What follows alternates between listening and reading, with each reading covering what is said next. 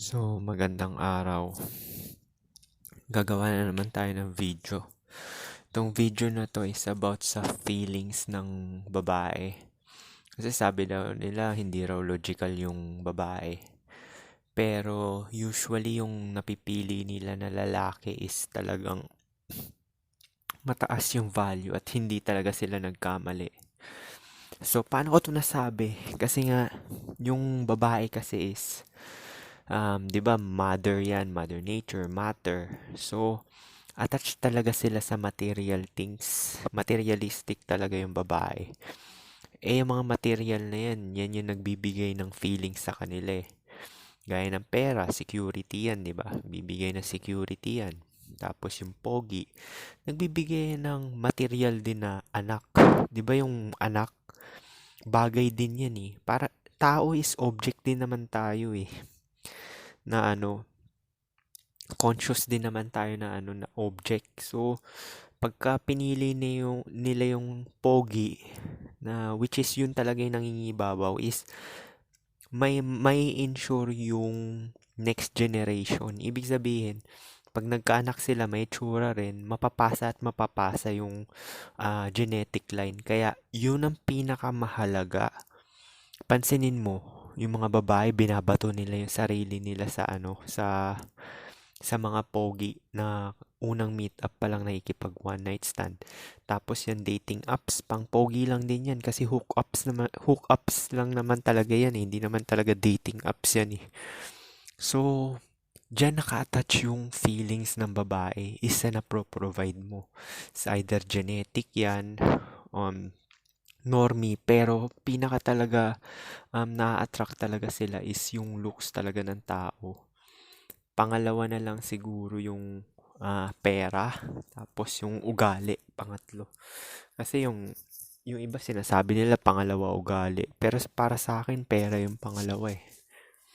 Tapos yung pangatlo yung ugali, yung serbisyo, yan, yung mga silbidor. Tapos kasi 'di ba yung mga pogi, nakakatakas sila dahil sa halo effect, 'di ba? May nambubugbog. May nambubugbog na pogi kasi nga nakakatakas sila sa halo effect, pinagbibigyan ng babae kasi nga mas priority talaga ng babae sa looks talaga, itsura. Kasi nga yung looks is attached yan sa material, which is yun talaga yung hierarchy of needs ng babae. Yung talagang pangangailangan nila na ma-ensure na mapasa yung genetic line nila sa susunod na henerasyon ng tuloy-tuloy. It makes sense din naman, 'di ba? Kinikilig sila sa Tayo nga rin eh. Tanungin mo yung sarili mo, bakit ka ba bumibili ng mga bagay na binibili mo? Bakit ka ganyan pumorma? Kasi trip mo yung looks. Bakit ka bumibili ng second na lang yung function, 'di ba?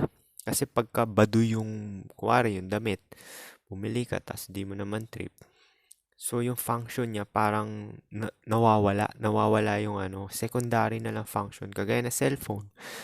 Bakit ba mabenta ang iPhone, tsaka yung Samsung Ultra? Kasi nga, hindi exaggerated yung design nila. Napakasimple lang talaga, tsaka eye-catching. Tsaka pagka nilabas mo siya sa bulsa mo, alam na talaga na iPhone talaga yung hawak mo kasi yung itsura talaga nila simple tapos may tatlong camera or dalawang camera sa likod.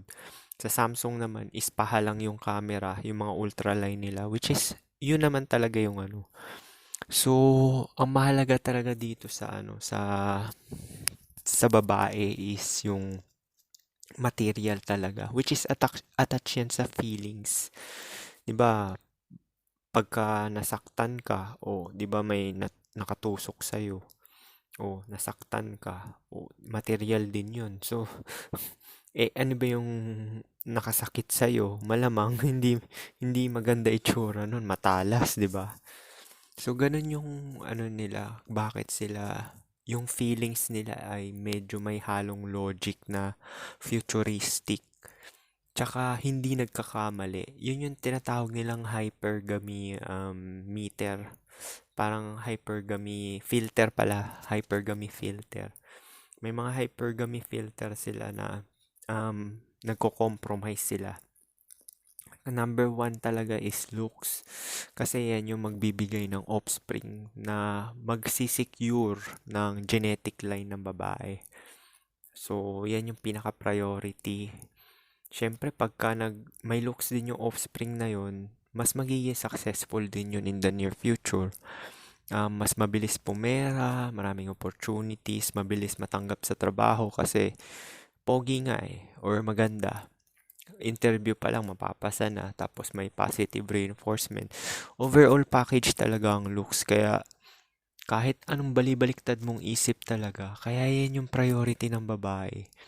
'Di ba sinasabi natin, oh, tayo lalaki, logical tayo. Oo nga, logical nga, pero yung pagpili sa mate selection, ang basehan talaga ng survival ng ng henerasyon is feelings talaga. Feelings talaga yung kasi s- yung pera, may feelings din yan naka-attach yung pera diyan Yung kasi kikiligin sila dun sa mga normie na mapera kasi masaya sila. Masaya talaga sila dahil yung napro-provide ng normie na yun is security tsaka safety. Kaya nga Alpha Fox, Beta Box lang talaga yung mating strategies ng babae. Lahat ng may karelasyon dito, lahat as in lahat, walang exclusion ay nafo-fall dito sa hypergamy hypergamous nature mating strategy ng babae, which is Alpha Fox or Beta Box. Alpha Fox, beautiful offspring, pogi at maganda, mapapanatili yung genetic line, more opportunities, tapos yung genetic line, which is yun talagang pinakamahalaga at purpose ng buhay. Sa beta box naman is normie, average looking, silbidor, tapos magbibigay na security sa ng survival din ng offspring. Biruin mo, yung offspring ng Alpha Fox is, ang puhunan niya lang doon yung looks, pogi. Ito namang ito namang beta box na to, ang puhunan doon pera, parang long-term security para maging healthy yung bata, maging ganyan. So, yun yung talaga, yun talagang priority ng babae, which is naka-attach sa feelings nila. Yung pogi na magpapakilig sa kanila, yun yung alpha widow nila, dream guy nila sa utak nila. Tapos yung secondary, yung pera, yung security. LMS, 'di ba? Looks, money, status. Tama nga ako, money nga yung second. Kasi yung ugali kasi napapagbigyan yun Wala naman, pera na lang talaga kung super sama talaga nung lalaki. Talagang super nananakit na everyday. Which is kahit na pogi yun, iiwan na rin talaga ng babae yun. Hindi makakalagpas kasi syempre ano na rin yun Pero mayroong iba babae talaga nag-i-stay pa rin talaga. Tapos sa beta box naman is yun, yung feelings nila. Kaya nga mas logical sila sa mga beta box sa mga normie. Tawag dyan is normal treatment. Yung pang-araw-araw na lang na treatment. Kung anong gawin mo sa akin, susuklian ko na lang ng pabalik sa'yo. Parang yung ginagawa ko, ibig sabihin, yung babae ang gumagawa na ang ball laging nasa lalaki. 'Di ba, sabi ko nga sa inyo, pagka nag-aano kayo ng babae is, ang ball lagi nasa babae. Pagka nag-settle sila sa normie, which is ipipani-paste na yan, or kung bata pa man sila, 18 to 25, pumatol sila sa normie is, ang ang ball nun laging nasa lalaki. Yun na pro-provide, kagaya ng date, pag panglilibre ng pagkain, tapos yung coffee dates, mga ganyan. So, sure, bibigyan nila ng SEX ng pero hindi parate. Hindi siya parate. Hindi kagaya nung talagang genuine desire na pogi. Which is yun talaga yung pagnanasa. May halong last na rin talaga doon. Yun, hindi ka tatanggihan nun ng SEX. Pero sa mga normie na nagsettle sila, hanggat may napro-provide po ka, pagbibigyan ka talaga. Kahit nga araw-araw merong normie na ganun na araw-araw pinagbibigyan sila ng SEX kasi nga for security tsaka yung babae is matanda na, either 28 na, hindi na, wala na sa logic nila na makipaghiwalay pa kasi nga, matanda na sila. Alam rin naman ng babae yan na tumatanda sila, lalo na sa Pilipinas. Mas magugulang babae sa Pilipinas Promise, mas magugulang kaysa mga Westerner. Kasi dito sa Western, mga babae kasi dito naglilin towards na lang talaga sa looks talaga Maraming lalaki na si zero dito, at least honest sila. Sa Pilipinas kasi is pumapatol pa rin yung iba na babae na mangilan-ngilan for security reason. Tsaka yung long-term provision, provider, entertainer, yung lifestyle baga. So yun yung kasi nga hindi naman komportable yung buhay dyan sa Pilipinas dito sa Western countries, kahera ka lang, magkakakotse ka ng mumurahin, 2,000. Tapos kahit kahera ka, hindi ka profession, magkaka-iPhone ka dito Basta consistent ka lang magtrabaho. Sa babae ngayon, mahalaga sa kanila, cellphone lang talaga Kasi dyan na nila nakukuha lahat. Pera, validation, ego boost, Uber Eats. Kaya nga yung cellphone na yan, parang ginawa yan para sa babae talaga Parang yan, mas pabor talaga sa babae yan. Kasi ang bilis nila pumera. Maraming mga site na pwede nilang gamitin para pumera sila. Gaya mga OnlyFans, yung mga Pornhub na yan. Tapos yung mga, yung prostitution din ngayon, online na, tsaka application na rin. Hindi na sila yung tatambay sa labas, sa kanto. Tatambay sa kanto para ma-pick up sila. Meron pa rin gumagawa noon. Yung mga talagang hanap buhay nila everyday. Pero yung mga nagpo-post sa online is side hustle na lang nila yun, yung pagiging prostitute, side hustle. Hindi talaga yun yung main na trabaho nila.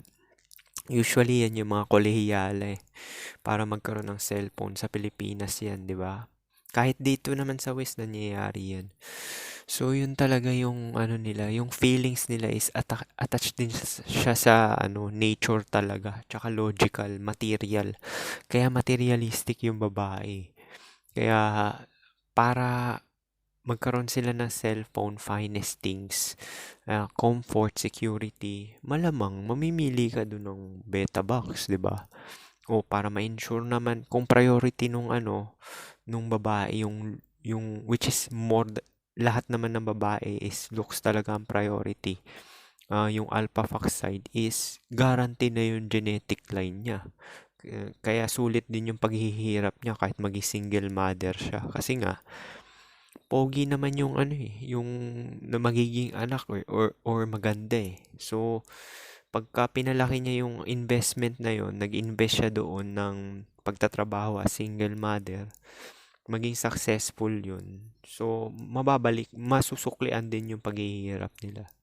Kaysa pumatol sila ng Kaya maraming nasisingle ngayon na lalaki kasi normie na nga sa looks, tapos below pa sa performance. Yan yung sinasabi ko, minimum wage earner, which is nahihirapan silang patulan yon kasi nga walang security, tapos normie lang din. Yung mapoproduce yung anak is normie lang din. So isipin niya, pati nga yung katulong ko nga dati, yung trip ako, pangalan nun si Angel Joy. Angel Joy. Di ba trip niya ako? May team yun, pero sexy yun, promise, Coca-Cola. Tapos normie yung itsura niya. Tapos sabay, pinopormahan siya ng security guard dun sa may kanto. Sabi niya, enorme din naman yun. So, magka-looks match sila. Sabi niya, ba't ko papatulan yan? Security guard lang yan. Wala na nga akong pera, tas wala pa rin siyang pera. Ano na lang kami? O, ganun din yung katulong naming isa. Matanda na yun, post-wall na yun Mga 40 na yun, nakipag-date sa mas bata pa sa kanya. Tapos ginawa ng babae, pumunta talaga siya dun sa bahay nung lalaki. Nakita niya yung bahay, ang liit, parang barong-barong daw. Pucha, hindi na siya nagparamdam, ginost niya yung lalaki. Yan yung sinasabi ko, yung pag namili talaga sila base talaga sa feelings. Yung napro-provide mo, feelings din yan eh. Kasi, sino ba naman hindi magiging masaya pag komportable buhay mo? Sino ba naman hindi magiging masaya kung may kinakain ka 4 times a day? Tapos yung kinakain mo pa quality, masarap. Sinong hindi magiging masaya? Kaya nga yung mga ibang nagrereklamo, pogi lang naman habol. Yung ibang side naman, yung mga beta box, pera lang naman habol. Yun naman talaga eh. Yun lang talaga strategy para makaprocreate ka. Para ma-solve mo yung reproductive issues mo. Yun lang talaga yung yung habol talaga ng babae.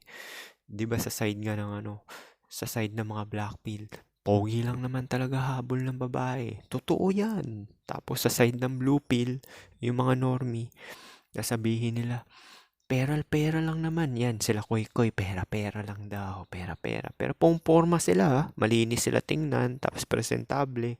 Nagpakalbo pa nga siya, eh. Para talagang super linis, eh. Si Frank din, nagpakalbo na rin, semi-kalbo, di ba? Tapos maporma sila. Dinadaan nila sa ganun sa linis. Kasi alam nila na yung face nila is normie. So, babawiin nila sa presentable at respectable na forma. Which is para mag-even yung playing field. Tapos may pera pa silang ah, na pinambabrag. Which is yung lifestyle security. Kung wala bang ganun si Koy Koy, papatulan ba siya ng 2 beaches niya? Hindi. Kasi normie siya eh. Normie ka eh. Oo nga, nagkakaroon ka ng babaeng marami. Pero once na ma-stop yung mo, yung pag-provide mo ng ganyan, ng lifestyle, unti-unti nang aalis yung babae, maghahanap na yan. Yung monkey branching, ganyan yan eh. Kaya minsan yung babae, na sense ko to sa katrabaho ko eh. Kasi yung katrabaho ko, nurse siya, 'di ba? Kasing edad ko lang siya. Tapos parang trip niya talaga ako. Tapos nagpagupit siya kahapon, maganda siya. Tapos siya yung nagsabi sa akin na ba't ako nagmamas? May tsura naman daw ako. Pakita ko na yung tsura ko. So, nasisense ko talaga na trip niya ako. Tapos tinutulungan niya ako sa trabaho ko. So, one time talaga hihiyain ko yun. Pero yung asawa niya kasi is hindi nurse. Feeling ko yun, minimum wage earner. So, hindi kagaya niya. Kaya parang mababa rin yung respeto niya na which is, yun talaga yung hypergamous nature ng babae. Ang okay lang sa kanya is maputi siya. Pero yung mukha niya, sub-vibe siya na babae. Para sa mata ko Pero yun nga, hypergamous nature. Kaya nagmamonkey branch sila eh. Kaya dahil dyan sa ganyan. Tsaka sila na may kapangyarihan ngayon. Kaya polyamorous na nangyayari sa lipunan eh. Kasi nga, protektado naman sila na may tulfo naman, di ba? Tapos pagka hindi na nila gusto yung lalaki, pwede nila i-divorce. Nandito kami sa West, pwede niyang gawin yun, i-divorce or something na yung lalaki pag hindi niya gusto. Yun yung kapangyarihan. Kaya sa Pinas, okay pa rin sa Pinas kasi walang diborsyo sa Pilipinas eh. Pero usually nga, yung babae, nire-reject na nila yung lalaki. Hindi na nila binibigyan ng chance. Ayaw na nga nila magpakasal eh. Kasi nga, matatali sila eh. So, pag natali yung babae, tapos nagsettle lang sa normie, wala siyang kawala.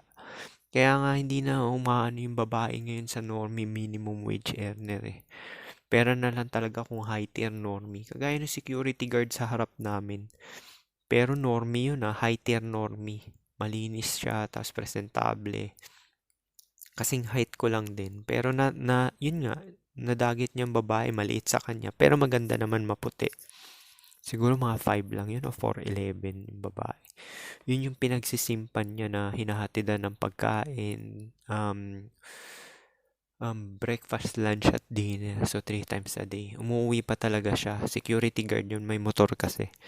Pero yun nga, yung babae nakahilata lang talaga. As in, sa kanya lang talaga umaasa.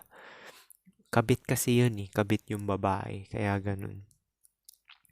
So yun lang talaga yung yung feelings talaga ng babae. Although emotional sila na creature yung babae, pero hindi sila nagkakamali sa mga pinipili nila.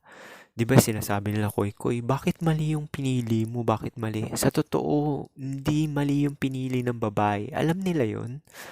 Alam talaga nila yon. Kaya nga pinili nila yon kasi yun yung best option nila eh.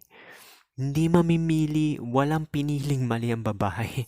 Kaya yung mga nagsasabi dito na lalaki na sinasabi, oh, ba't mo pinili yun? Alam mo naman na maraming option yun. Bad boy yun. Eh malamang, syempre, yun, mas secure yung looks kasi na side is mas secure yung future. Gets mo yun? May gets nyo yan eh. Dahil black pill kayo eh.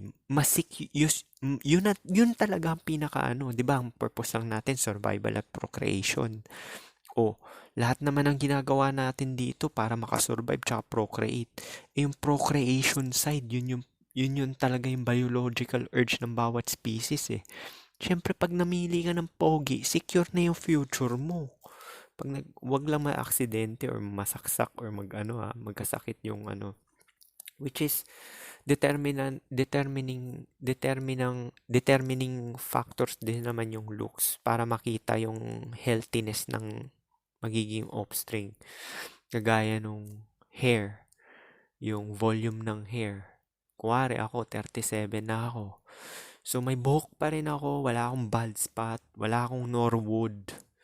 Yung hairline ko ganito na talaga, asymmetric lang sa right side. Pero, yan yung genetic ko, determining factor. At 37 years old, pumapalag pa yung buhok ko na ano, which is nakita ko rin yan sa tatay ko na 60 siya napanot. Sa lolo ko, 80, hindi siya napanot. So, expect ko ganong edad din ako mapapanot, which is normal aging na rin para sa ano. Pero merong iba talaga na lalaki na talagang palong-palo talaga yung buhok kahit na 60 na sila. Talagang makapal pa rin talaga. So at least, yan, nakikita na talaga ng babae yung ano, yung health.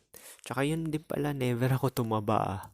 Lagi kong weight is 60 kilograms. Tapos, pinaka mabigat ko is 70. 70 kg para sa 5'7". So, kahit yung 70 na yun, hindi mo ka mataba yun. Sinasabi ko sa inyo. So, never talaga ako tumaba sa buong buhay ko. Since high school, ganyan yung timbang ko, 60 kg. Ngayon nga bumaba eh dahil nagpabalk ako ng muscle. So, wala na akong fats gaano.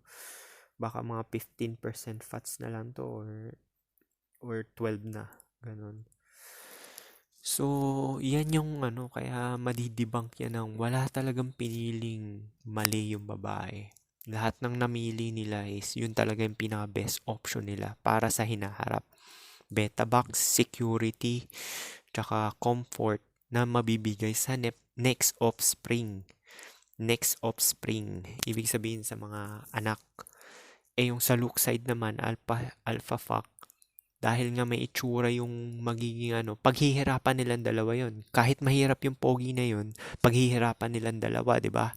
Or siya, kung maging single mother siya, paghihirapan niya yon. Pero ang chance na makareproduce yun talaga ng ano, is mabilis. Mas mabilis pa kumpara dun sa nag-beta box. Kasi normie lang yun eh. Yung normie mahihirapan yun in the near future. Eh yung pogi, security na talaga yan. Ang bilis niyan ang bilis niyan magkaroon ng makaprocreate pag naging 18 na yung lalaki na yon. Mabilis makaprocreate yan. So, yan yung talaga yung sinasabi natin na feelings daw ng babae, hindi daw sila logical. Tapos, namili daw sila ng mali. Wala naman talaga mali eh. Hypergamy. Hypergamy. Walang mali sa hypergamy. Hypergamy yan sa looks at hypergamy yan sa beta box cock. So, never namili ng ano. Ito ba, pag namili ka ba, pag namili ka ba, ikaw talo. Siyempre, ikaw may kapangyarihan mamili. Siyempre, pipiliin mo yung pinaka-best option. Oh, di ba? So, yan yung mga nagsasabi na sila koy-koy, parang ginagaslight pa yung mga babae. Mali kasi yung napili nyo eh. Anong mali? Walang mali na pili yung babae dahil pogi pinili nila eh. Gusto kasi nila yung sa side ng beta box, yun yung pipiliin. Eh pucha, mas guarantee yung pogi eh. Yung genetic line pag-usapan natin dito kasi survival procreation, which is yun talaga yung purpose ng life. Yun yung pag-usapan natin. Promise, mas mabilis makaprocreate yung anak nung pogi kaysa dun sa may beta box. Yun, paghihirapan pa yun. Mag-aaral, mag-aano pa, magpaparami ng pera, kung ano nung kabullshit na game, di ba? Sa Alpha Fox Seed, pucha, anak ng pogi, anak ng maganda, pucha, mabilis yan. Mabilis makakaprocreate yan. Hindi mo na kailangan ng mga pagiging beta box, hindi mo na kailangan ng mga ganyan. Pag-ano ng social status, social circle. Kaya nga sinasabi nila, may mga itsura is dark triad, which is kabulchitan naman na talaga. Ina-attach lang talaga nila dun sa pogi dahil conceited yun eh. Maraming positive reinforcement, maraming praises na nare-receive, tsaka mabilis matanggap sa trabaho, less rejection. So, talagang magiging successful ka. Hindi ka ba magiging successful nun? Magiging successful ka talaga. Pati kahit na sabihin mong bobo ka, tatalino ka talaga. So, paano? Yun lang. Peace.